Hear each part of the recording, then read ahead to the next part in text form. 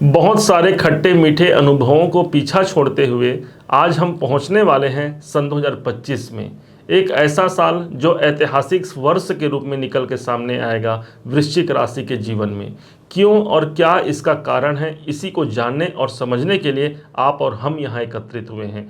कौन कौन सी संभावनाओं की प्राप्ति हम तक पहुँचने वाली है, इन्हीं सभी बातों को समझने वाले हैं। सुनहु भरत भावी प्रबल, बिलख कहऊँ मुनिनाथ, हानि लाभ जीवन मरण, जस अप जस विधि हाथ। अर्थात जो कुछ होना है ये सब पहले से डिसाइड हो चुका है, तय हो चुका है। आज हम और आप एक दृष्टा की भांति उसे जानने और समझने वाले हैं कि कैसा होगा सन 2025 का ये साल। ध्यान देंगे, इस साल के प्रारंभ में ही देवगुरु बृहस्पति आपके केंद्र भाव सप्तम भाव को सुशोभित कर रहे होंगे। एक ऐसा स्थान जहां पर आप अपने पंखों को, अपने कैरियर के उड़ानों को आप ऊंचाई तक पहुंचा पाते हैं। एक ऐसा समय होगा जहां पर शनिदेव बहुत कुछ देने का प्रयास आपके जीवन में करेंगे।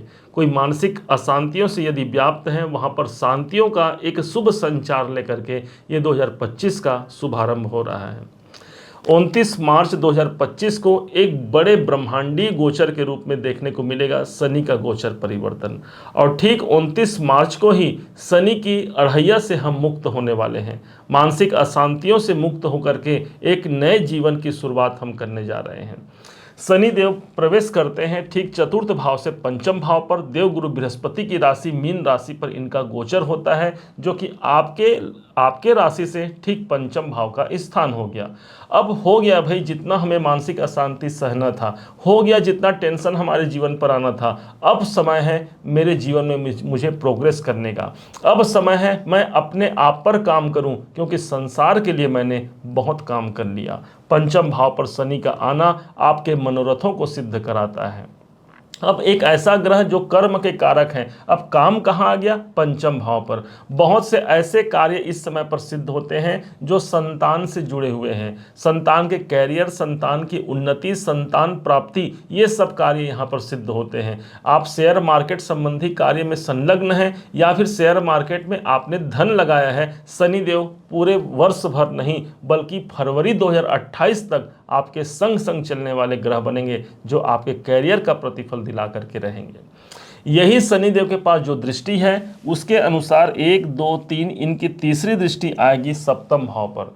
अब विवाह की संभावनाओं को आप तलाश कर रहे हैं। बहुत से ऐसे लोग होंगे वृश्चिक राशि के जिनके विवाह की संभावना फिक्स हो सकती है इस समय पर। ऐसा समय होगा जहां पर बिजनेस के दृष्टिकोण से एक अनुकूल समय हो गया। कारण इसका क्या है? एक तो शनिदेव स्वयं कर्म के कारक और सप्तम भाव हमारा व्यापार है, इसलिए व्यापारिक उन्नति यहाँ पर सर्वाधिक देखने को मिलेगी। चूंकि दशम से दशम भाव हमारा सप्तम भाव है, तो कैरियर में ग्रोथ को लेकर के ही शनिदेव का आगमन हो रहा है। एक कैरियर में विशेष बुलंदियों को देखा जा सकता है शनिदेव के इस प्रभाव से। अब इनके पास सातवीं दृष्टि है। सातवीं दृष्टि से सीधे देख रहे हैं एकादश भाव को। ये हो गया लाभ का घर। कोई बड़े लाभ का अवसर प्राप्त होता है हमको 2025 में। हमने कोई कार्य किया है, उसका रिजल्ट हमको सर्वाधिक कई गुना अधिक बढ़ करके प्राप्त होता है। ध्यान दीजिएगा, एक तो हमारा कर्म और दूसरा हमको लाभ की प्राप्ति का होना, अर्थात शनि की दृष्टि का पड़ना एक बड़े कोई इच्छाओं की पूर्ति से आपको जोड़ जाता है। कोई इच्छाएं हमारे मन में, वो इच्छाएं इस समय पर सर्वाधिक महत्वपूर्ण स्थिति को जन्म देता है। एकादश भाव जागृत होगा, आप लोगों से मिलते हैं, लोगों से मिलना जुलना आपको पसंद आएगा, लोगों के द्वारा आपको काम मिलेगा और किसी के प्रयास के माध्यम से आपके जीवन की उन्नति भी यहाँ पर संभावित हो सकती है, क्योंकि शनि की दृष्टि मेरी इच्छाओं की पूर्ति के भाव पर है। अब इनके पास एक दृष्टि और बची और वो है इनकी 10वीं दृष्टि। 10वीं दृष्टि से देख रहे हैं सीधे धन के भाव पर। अब लीजिए, धन के भाव पर दृष्टि शनिदेव का। अब यही शनिदेव जो इस समय पर 2023 और 24 में हमको अढ़ैया का प्रभाव दिया, अब यही मुझे धन देने को उतारू हो गए हैं।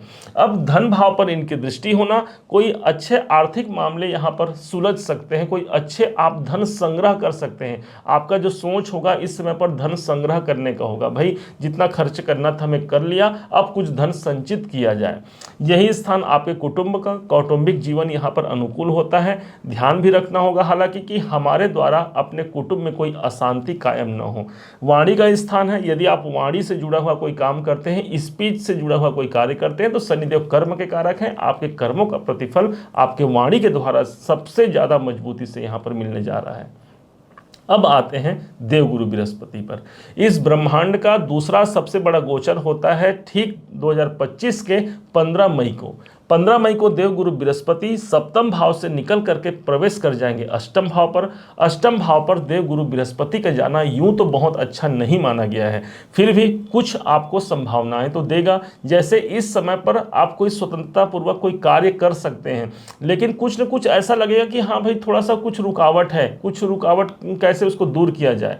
ये जब अष्टम भाव पर देवगुरु बृहस्पति जाते हैं तो इसका प्रभाव होगा कि आप ऑकल्ट की ओर जुड़ते हैं, ज़्यादा रिसर्चर आप बनते हैं, रिसर्च करते हैं, बहुत गहन अध्ययन के द्वारा आप अपने कार्य क्षेत्र को आगे बढ़ाना चाहेंगे। माना जाता है कि देवगुरु बृहस्पति जहाँ पर मौजूद है उससे भी ज़्यादा इंपॉर्टेंट होता है देवगुरु बृहस्पति की दृष्टियाँ कहाँ पड़ रही हैं। इस दृष्टि के माध्यम से ये 12वें घर को देख रहे हैं। अब विदेशों से जुड़ा हुआ कार्य सिद्ध हो जाना, कोई खर्चे अधिक बने हुए हैं वहाँ रुकावट यहाँ पर प्राप्त होना, कोई हॉस्पिटल संबंधी खर्चे बने हुए हैं उसमें रुकावट यहाँ आना। देवगुरु बृहस्पति की दृष्टि गंगा जल के समान पवित्रता रखती है, अर्थात कोई बड़े बदलाव, बड़े परिवर्तन का योग बनेगा। ध्यान दीजिएगा, अष्टम भाव हमारे जीवन में परिवर्तन का है और ये स्थान 12वां घर भी हमारे जीवन में बदलाव को ही प्रदर्शित करता है। अर्थात ये साल वर्तमान सिचुएशन से बाहर निकालता हुआ एक शुभ परिवर्तन की ओर संकेत करता है। भाई शुभ ही क्यों होगा, तो ध्यान देंगे आपके योग कारक हैं और योग कारक ग्रह का परिवर्तन स्थान पर होना एक बड़े परिवर्तन की ओर इशारा करता है। यहां से देवगुरु बृहस्पति के पास जो दृष्टि है वो धन के भाव पर है। ध्यान दीजिएगा, एक तरफ शनि की 10वीं दृष्टि और ऊपर से देवगुरु बृहस्पति की 7वीं दृष्टि पड़ेगी धन भाव पर। सबसे ज्यादा जो जागृत होगा वो आपके धन का भाव हो गया। इसलिए प्लान कीजिए, बड़ा प्लान बना सकते हैं इस टाइम पर, बड़े आर्थिक लक्ष्य की प्राप्ति तक ये देवगुरु बृहस्पति और शनि के माध्यम से हमें मिल सकता है। अब आते हैं देवगुरु बृहस्पति के 9वें दृष्टि को। 9वीं दृष्टि से ये प्रदान कर रहे हैं अपना प्रभाव चतुर्थ भाव पर। अभी अभी शनिदेव इस भाव को छोड़ करके गए हैं और देवगुरु बृहस्पति इसी भाव पर अपनी 9वीं दृष्टि, अर्थात जो अशांति, जो प्रॉपर्टी से जुड़ा हुआ जो प्रॉब्लम या जो गाड़ी खरीदना चाहते हैं उनके लिए एक अच्छा समय हो गया। वाहन, भूमि, भवन इत्यादि का योग बनता है, आप उस पर अपना खर्च करते हैं, वहाँ से जुड़ करके आपको सुख संसाधन की वृद्धि होती है। कोई भौतिक सुख संसाधन हमें चाहिए, कोई घर में विलासिता की सामग्रियाँ चाहिए, तो जी हाँ, देवगुरु बृहस्पति की दृष्टि हमारे चतुर्थ भाव पर आ रही है। माता जी के स्वास्थ्य में थोड़ी सी नरमा गर्मी देखी जा सकती है, क्योंकि अष्टम भाव स्वास्थ्य में परेशानी का भी होता है और ये माता जी का स्थान है, उस पर थोड़ा सा ध्यान हमको केंद्रित करना पड़ेगा। ओवरऑल देखा जाए तो एक बेहतर परिणाम प्राप्त होता है, एक बड़े मानसिक अशांति से मुक्ति होकर के एक नए आयाम को, एक नए सोच को दिलाता हुआ हमारे कैरियर में हमको एक बड़े प्रोग्रेस तक इस साल 2025 पहुंचा पाता है।